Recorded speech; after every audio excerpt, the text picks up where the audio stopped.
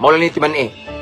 Once gani na mo daot nimo, once gani na ay mo basta na ay pasakitan ka, mao ni timan ni Igsoon, ang imong kontra dili ang tao, ang yawa.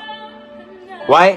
According to the word of God, our struggle is not against flesh and blood, but against the rulers and principalities of this dark world. Okay? So naatay kontra nga mga demonyo, mga daotang espiritu nga maoy naghunghong ang mga tao nga buutan, nga mahimo silang daotan. Pero ang tinuod buutan unta sila, pero ang yawa, ang demonyo naghunghong niya nga dauton ta, pasakitan ta, butang-butangan tag istorya, himo-himuan tag isyo, pero ang tinuod nasuya na sila. Mao na igsuon nga katong mga tawhana nga nagdaot na to, mga atong natabangan sa una masakitan ta. Nya ang yawa monghong na. Tanawa ang imong gitabangan sa una, ang imong gitagag bugas, tanawa gidaot na ka.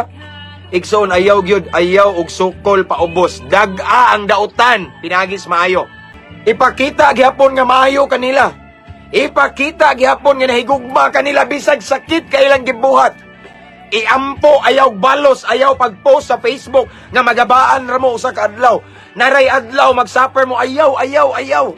Ihilak tanan sa Ginoo, isumbong kay ang imong amahan, ang atong amahan nga nasa langit igsoon. Nagtanaw ka nato og dili na siya malipay nga masakitan ta.